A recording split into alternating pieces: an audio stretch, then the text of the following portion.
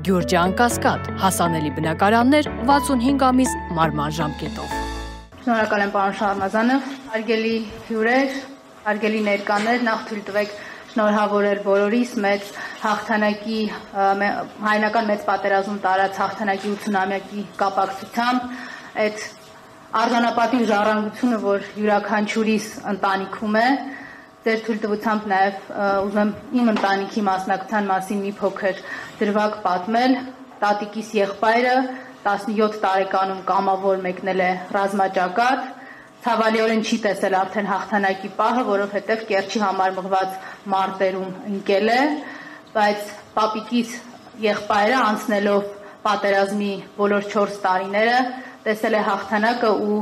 շքանշաններով վերադարձել հայրենիք։ Ես վստահ եմ, որ այս արժանապատիվ ժառանգությունը յուրաքանչյուրիս ընտանիքում, յուրաքանչյուրիս մեջ մեզ անսահման կամքի ուժին հնարավորություն է տալիս այսօրվա չարիքի դեմ պայքարելու ու ակնհայտ է, որ Հայաստանի Հանրապետությունում այսօր այն ռիսկերն ու մարտահրավերները, որոնք կան,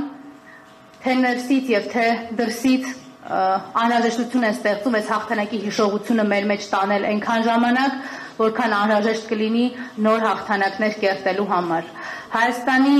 քաղաքացին այսօր էլ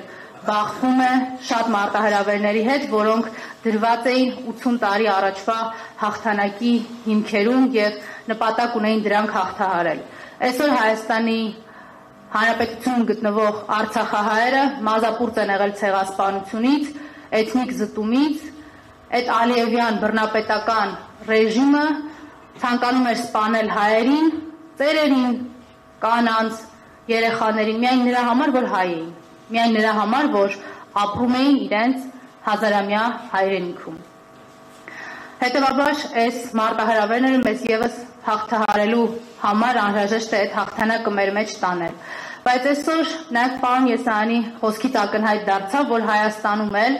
իշխանությունը զավթածների կողմից փորձ է արվում մոռացության մատնել մեր հաղթանակները, մեր մասնակցությունը այդ հաղթանակներում ու ոչ միայն Արցախյան պատերազմում տարած մեր հաղթանակներին է փորձ արվում մոռացության մատնել ու տպավորություն ստեղծել, որ հայ ժողովուրդը ոչ մի ընդհանուր կապ չունի այն արժանապատիվ հաղթանակների հետ, որոնք եղել են 30 տարի առաջ, որոնք եղել են 80 տարի առաջ։ Փաստորեն պարոն Եսայանի խոսքից պարզ դարձավ, որ նաև խոչընդոտում են մեր հաղթական հիշողությունը 80-ամյա